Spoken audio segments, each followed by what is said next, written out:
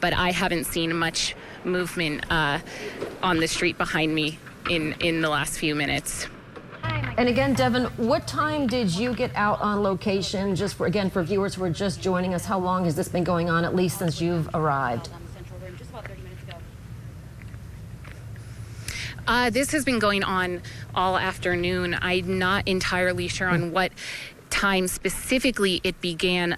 I arrived at 2 p.m. and I know they had already been actively searching by 1:30. So it has been a long while. I don't know if it was as long as they had expected. When a police officer first came to speak with us about it earlier this afternoon, he did say we were in for a long night. So I do think it happened a lot faster than they expected.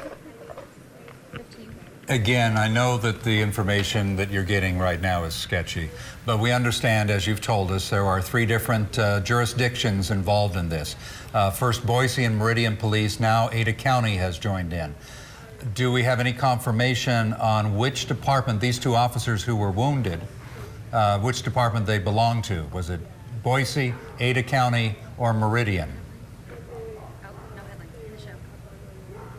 Brent, we don't know that information yet. And someone actually also did ask, because there were canine units on scene, if any dogs were injured in the exchange, and they could not confirm that either. So no, we don't know what department specifically the officers who were injured were from.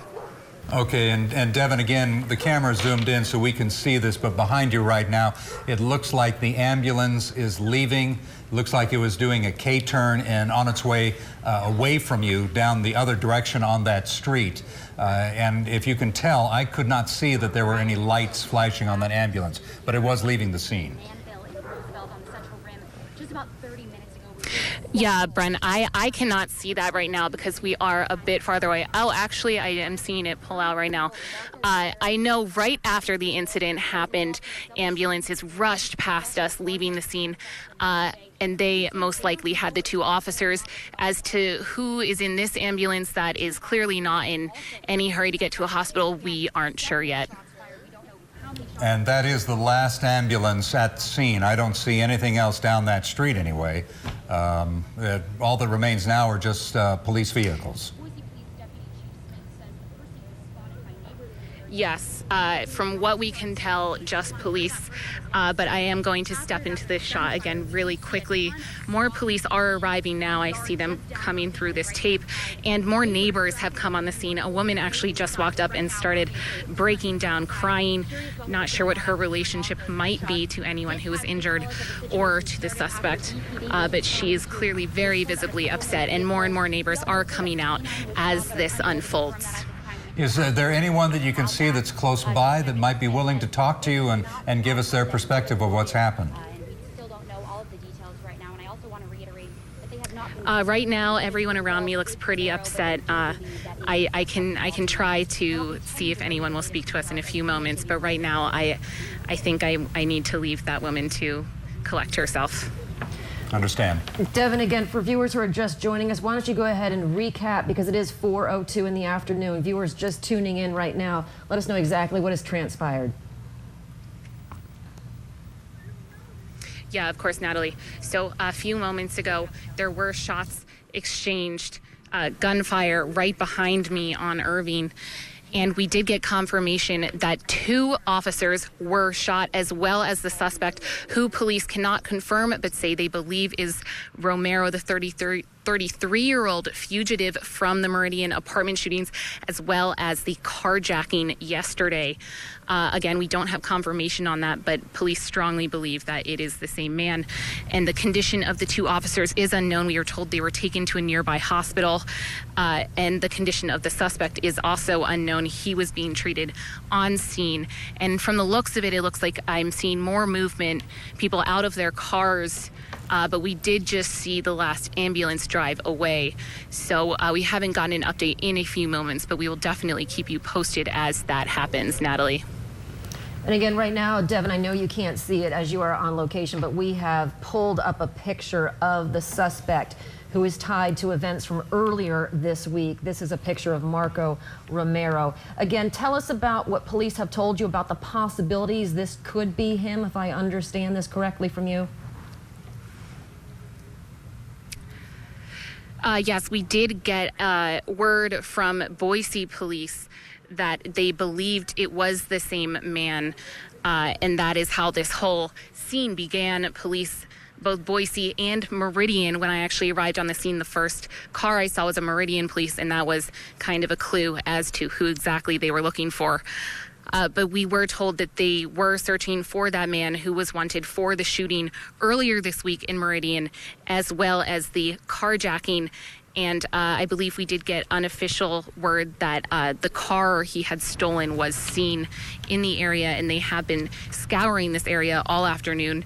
And it escalated in this gunfire exchange just a few moments ago.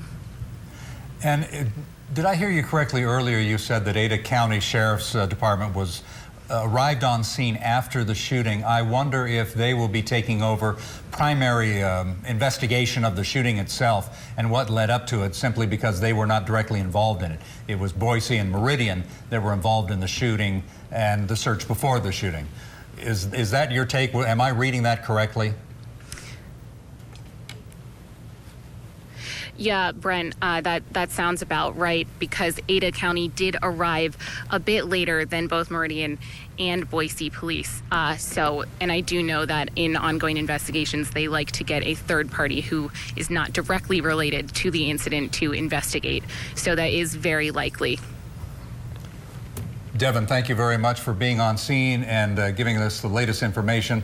I know there's a lot that we still don't know. We're going to have to be patient and wait for the police officers to brief us again, brief you again. But thank you for the information, and stay on scene, and we'll be back soon. All right. In the meantime, we're going to go live to the newsroom. Scott Logan has a look at exactly who this suspect is. Scott. Well, Marco Romero's name has been in the news all week. Police have been looking for him after they say he shot two people, a man and a woman, multiple times. The woman may be paralyzed. That happened Tuesday night. Then Thursday morning, Romero is suspected of carjacking an elderly woman. Now, Romero is the man also believed to have been the individual police were searching for on the Boise bench just before these two officers were shot. And there we're seeing a graphic, an artist rendering of Marco Romero. KBOI 2 News is continuing to cover this story, and we will let you know more as soon as we get some updated information. Marco Romero, this is a gentleman wanted by police for basically a crime spree that as we heard from Scott, started on Tuesday and then went into Thursday with that carjacking of that elderly woman, and now apparently has ended today in a shootout with police. Yeah, and if you are just joining us, if you have friends or neighbors or anyone who lives in the area of Irving and Roosevelt, there's a good chance they're going to have a hard time accessing their neighborhood, because this general area on the bench of Irving and Roosevelt is where this shooting has taken place, and it is blocked off right now as police begin an investigation. Again, two police officers shot on scene, and we'll continue to revisit this throughout the entire newscast. Devin is staying put, and we will continue to go back and forth to Devin. And of course, our priority too right now, not only finding out what happened, but also the condition of the two police officers that were wounded in this exchange of gunfire. We have a reporter also headed to the hospitals to see to that. In the meantime, we have more breaking news to tell you.